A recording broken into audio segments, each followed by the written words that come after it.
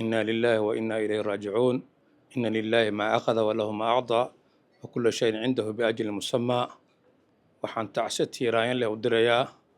dhammaan shacabka Soomaaliyeed meel walba ay joogaan guud ahaan gaar ahaan shacabka Koonfur Galbeed waxaan tacsi halkan ugu dirayaa gudoomiyihii hore ee baarlamaanka Soomaaliya waalidkeenii rogacdaagii halgamaagii aqoonyahankii iyo sharciyaqaankii Soomaaliyeed marxuum Maxamed Sheekh Cusmaan Jawaari oo geeri ku timid maanta magaalada Muqdisho waxaan leeyahay Allah u naxariisto khabrigiisa Allah waasiciyo kitaabkiisa Allah midigta ka siiyo Sheekh Cusmaan Jawaari kama uusan dhimanin kaliya familka oo asiga si gaar ah u taabatay tacsiidan laakiin wuxuu ka dhintay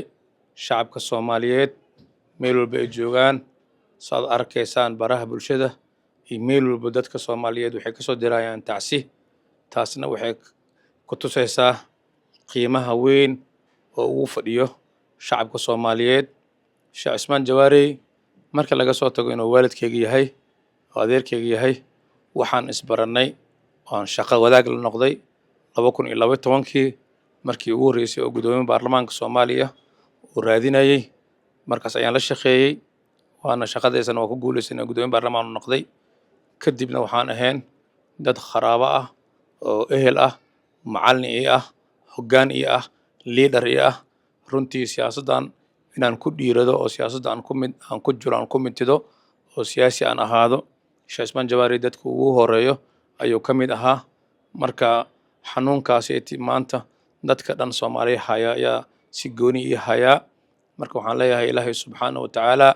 Ilaahay oo adaa shalay duuda keentay maantana adaa qaatay Ilaahay subxaanahu wa tacaala waxaan ka baryaynaa jannada firdawsi inaad geysid Ilaahay Rabbi Raxmaan waxaan ka tugeynaa kitaabkiisa gacanta midig inaad ka siiso Ilaahay ha u naxariisto Assalaamu calaykum wa raxmatullaahi wa barakaatuh